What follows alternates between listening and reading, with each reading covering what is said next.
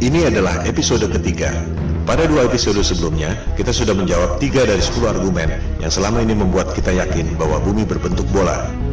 Pada episode ini, kita akan membahas topik nomor 4 dan 5, yaitu soal teori bumi mengelilingi matahari dan gravitasi Newton yang merupakan landasan dari seluruh dogma sains modern.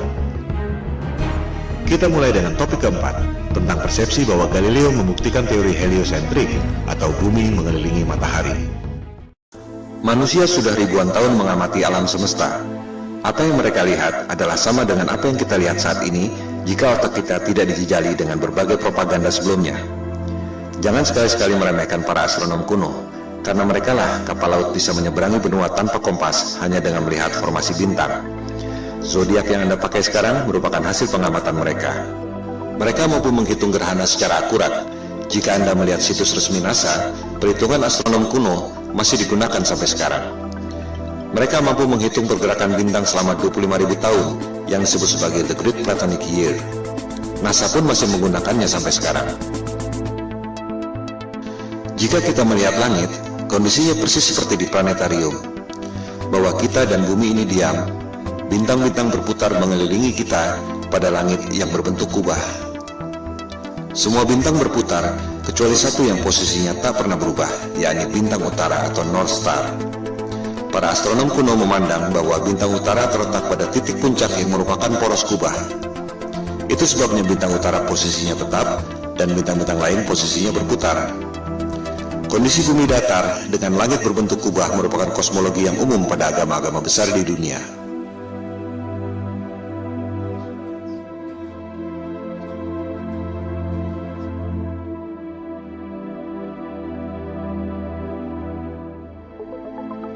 Yang tak banyak diketahui orang adalah peta standar dunia sebelum berdirinya NASA tahun 1958 adalah peta bumi datar. Silakan Anda buka situs Boston Public Library. Anda akan menemukan peta seperti ini. Judulnya, Peta Standar Dunia yang Baru. Ciri-ciri peta bumi datar ialah pusat lingkaran adalah kutub utara. Oleh sebab itulah jarum kompas selalu menunjuk arah utara, yaitu ke pusat lingkaran bumi. Posisinya persis di bawah bintang utara tempat semua bintang berputar, seperti yang telah dijelaskan tadi. Pulau-pulau dan benua-benua tersebar mengelilingi pusat lingkaran, yakni kutub utara. Sehingga, jika kita terbang dari barat ke timur, akan kembali ke tempat semula di barat, sesuai arah jarum kompas yang selalu menunjuk arah utara, yakni pusat lingkaran bumi. Bagian terluar adalah Antartika, tembok es yang mengelilingi bumi. Jika peta itu di zoom, tulisannya adalah lingkaran Antartika.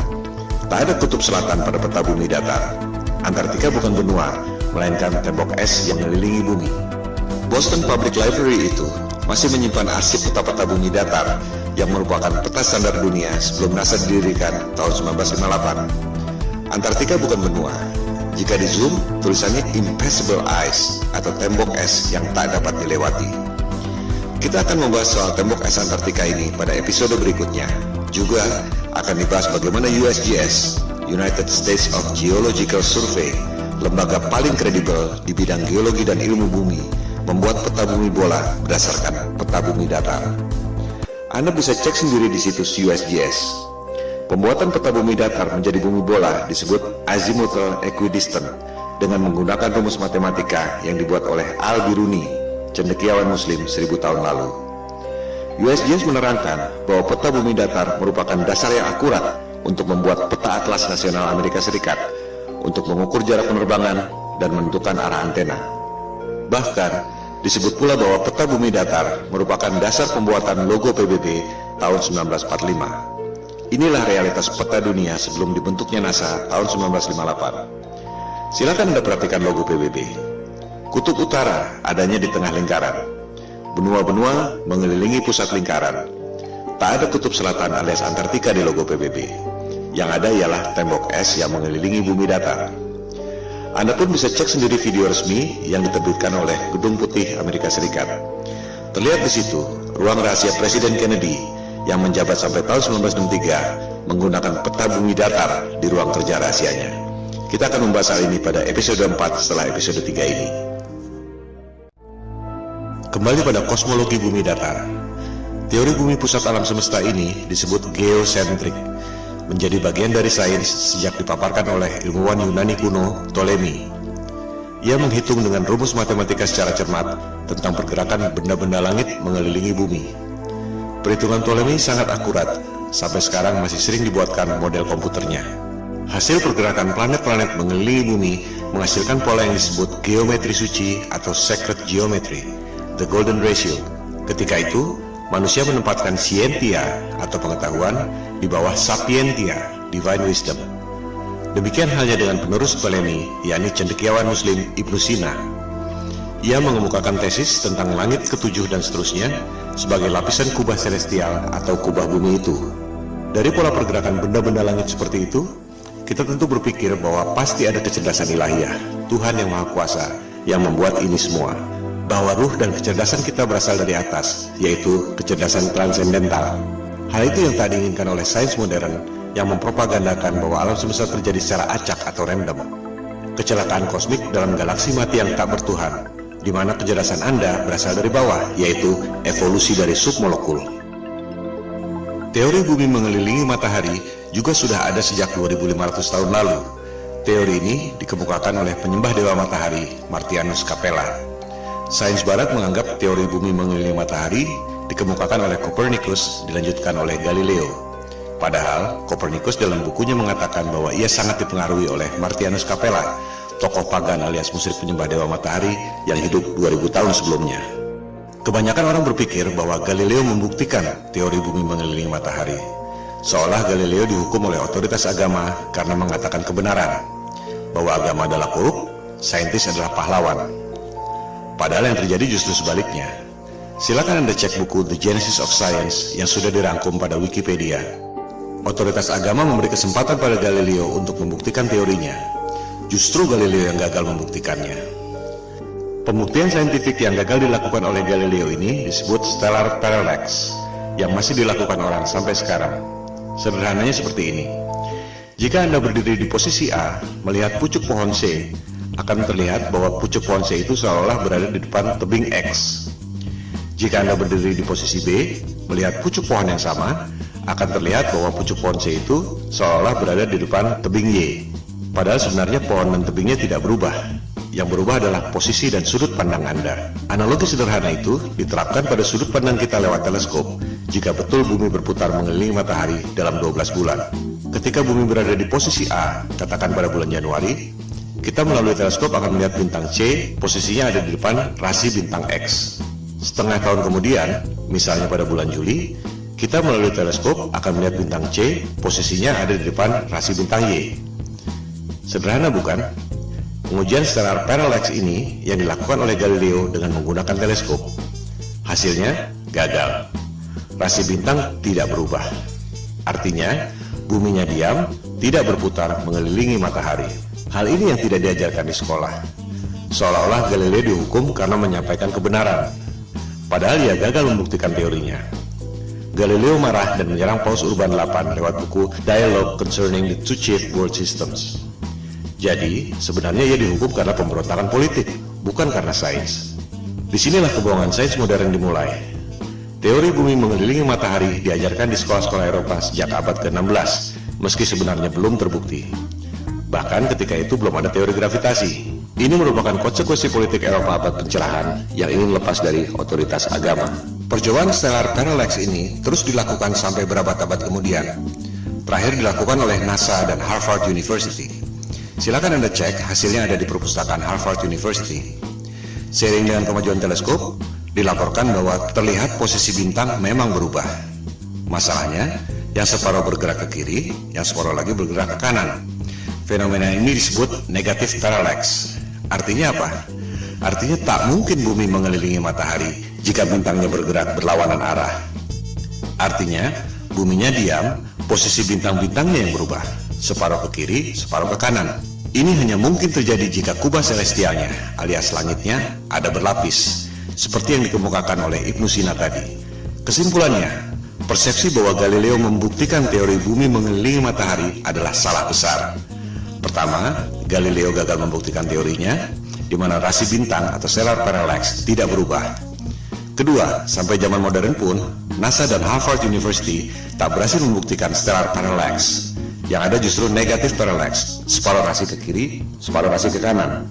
Dengan demikian, terbukti bahwa teori bumi mengelilingi matahari yang dikemukakan oleh Copernicus dan Galileo yang diajarkan di sekolah-sekolah seluruh dunia dan merupakan indoktrinasi ke otak kita semua adalah kebohongan sains modern.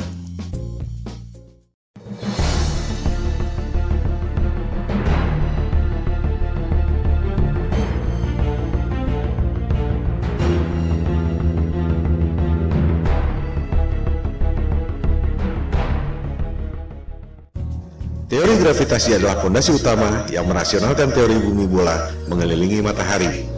Kita tidak jatuh meski posisi kepala kita di bawah dan kaki kita di atas karena gravitasi. Kita tidak terlempar meski bumi berputar mengelilingi matahari karena ada gravitasi. Tapi, bisakah Anda menjawab mengapa air laut bisa nempel seperti kena power glue sementara balon gas bisa terbang? Bisakah Anda menjawab apa yang membuat matahari punya gravitasi sehingga mampu menarik planet-planet mengelilinginya?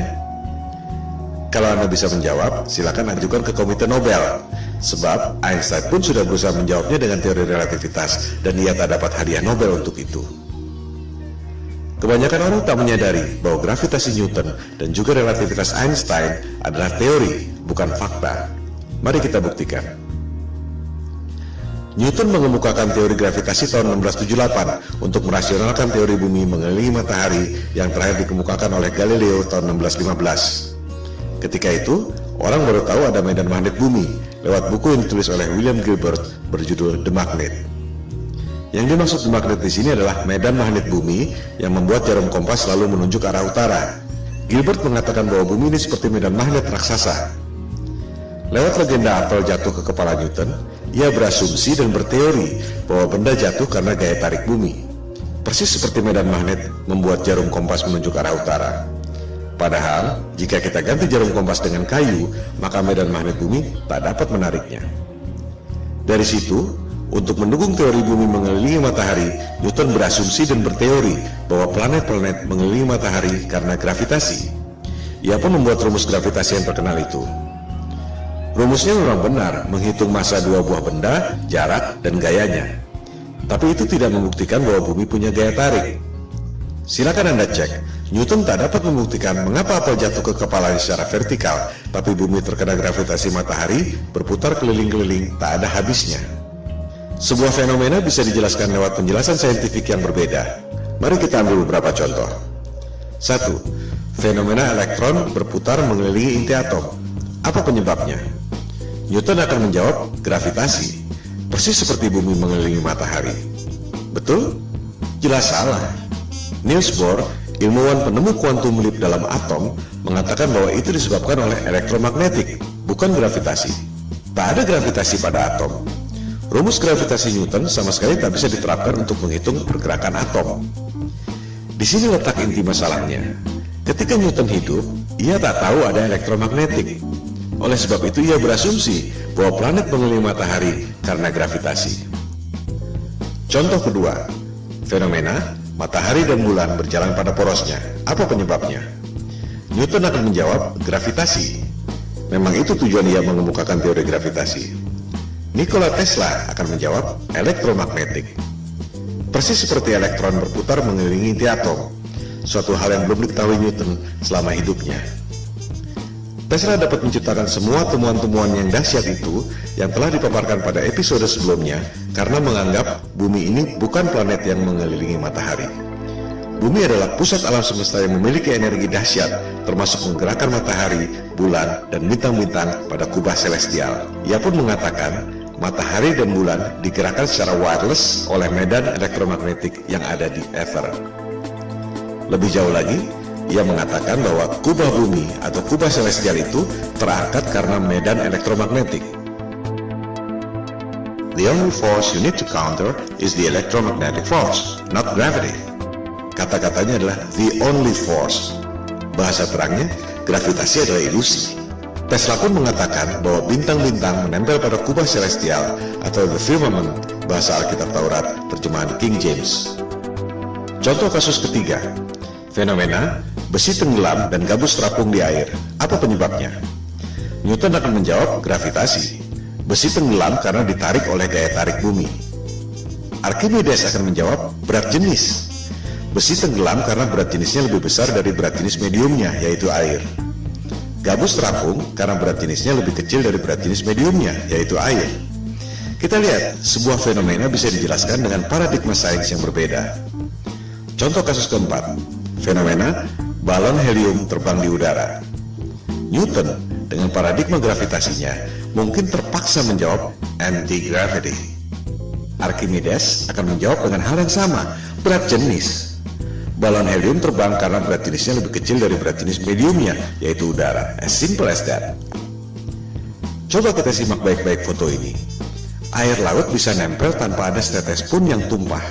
Sementara, kalau kita goyangkan gelas ke atas, air pasti muncrat ke atas sebelum jatuh ke bawah. Padahal, tenaga kita tidak sebesar tenaga samudra.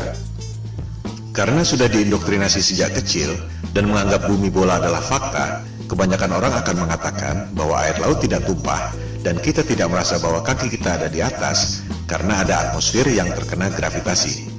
Contohnya adalah gambar ini. Betul? Salah. Itu adalah gambar imajiner tentang medan magnet bumi. Banyak orang mengira gravitasi adalah medan magnet bumi, padahal bukan. Seperti dilihat pada gambar itu, ada jarum kompasnya.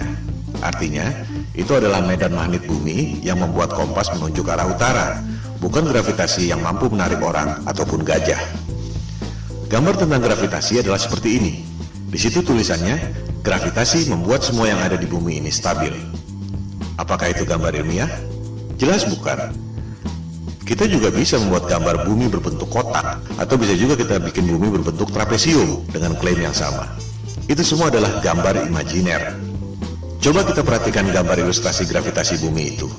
Apa yang janggal? Kita bandingkan dengan gambar medan magnetik bumi sebelumnya. Di gambar kanan itu, kita lihat ada kutub positif, ada kutub negatif. Ada gaya tarik dan ada gaya tolak. Sama seperti gambar besi magnet. Ada gaya tarik, ada gaya tolak. Ini adalah hukum kekekalan energi. Energi tak dapat diciptakan dan tak dapat dimusnahkan. Hanya bisa berubah bentuk. Contohnya, orang niup balon.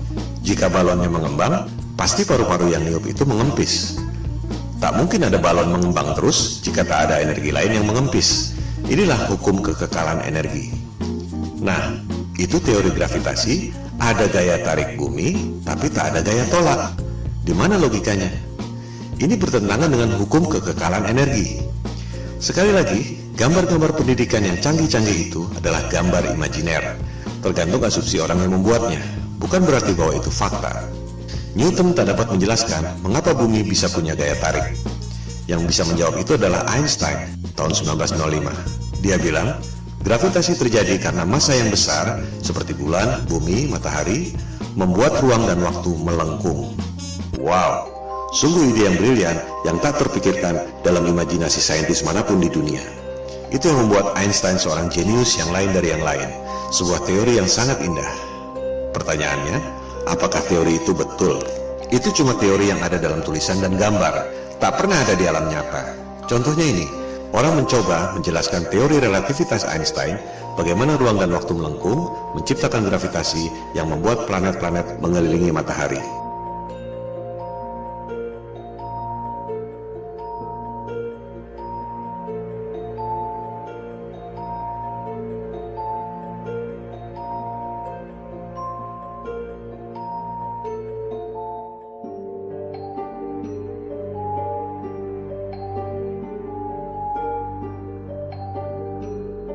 Kita lihat, tetap saja bola-bola yang kecil itu jatuh kan? Tak mungkin ada benda berputar-putar terus selama ribuan tahun. Ini semua adalah teori ilusi, dan orang sedunia terpesona dengan pertunjukan sulap itu. I hate to say this, but there's no such thing as the force of gravity. Well, I wish I didn't know that. Sorry, say that again, Marcus. There's no such thing as the force of gravity. Well, explain that. I can explain it with some maggots. That's why it took Einstein to realise, it took a genius to realise that there is no force, but all that's happening is the Earth is moving in a straight line, but of course a straight line, or the shortest distance between 2 points, in a kind of curved thing like this, is a circle. It's a circle. Sort of like using psychedelic drugs, say. Gravitasi adalah ilusi, yang nyata adalah elektromagnetik dan berat jenis. Mari kita buktikan.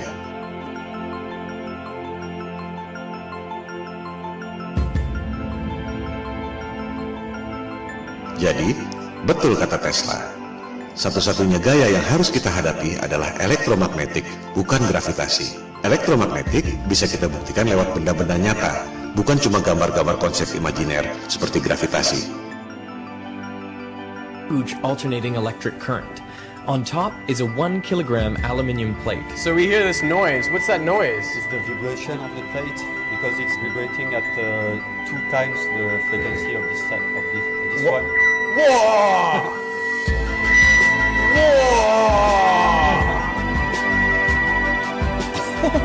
How does it do that? To find out, I've come to the place where it all started, the Royal Institution in London. Ini semua bermula dari abad pencerahan Eropa, di mana kelompok Freemason atau penyembah iblis yang kebanyakan adalah para intelektual, raja-raja, bangsawan, dan aristokrat ingin menggantikan peran agama dan ketuhanan untuk menguasai umat manusia di dunia.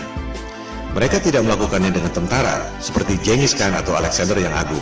Kaum Freemason melakukannya lewat intelektual, propaganda, dan mind control. Bermula dari teori bumi mengelilingi matahari. Supaya kelihatan masuk akal, dibuatlah teori gravitasi. Padahal benda jatuh ke bumi karena berat jenis, dan benda bisa berputar-putar dalam orbit karena elektromagnetik. Untuk membuktikan bahwa gravitasi itu nyata, Einstein membuat teori relativitas. Ruang dan waktu melengkung dan membuat gravitasi. Padahal, kalau konsep itu dibuktikan lewat benda, terbukti bahwa benda-benda yang kecil-kecil itu pasti jatuh juga ke benda yang besar.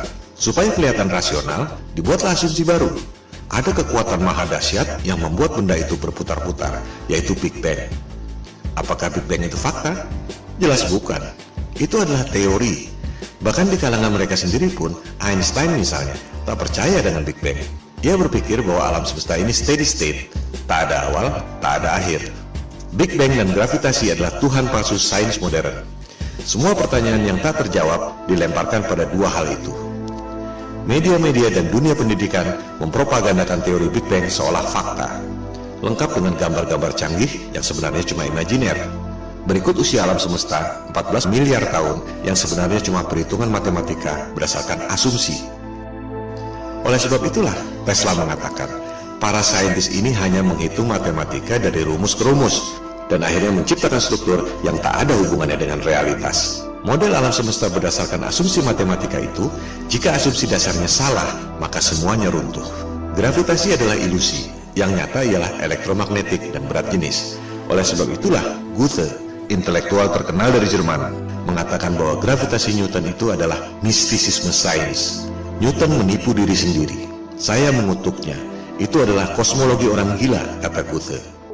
Dengan demikian, kita tutup argumen kelima yang membuat kita sebelumnya yakin bahwa bumi ini berbentuk bola. Gravitasi Newton adalah teori, ilusi, konsep imajiner berupa gambar-gambar yang tak pernah bisa dibuktikan lewat benda. Gravitasi dan juga Big Bang adalah Tuhan palsu yang merupakan fondasi utama kebohongan sains modern.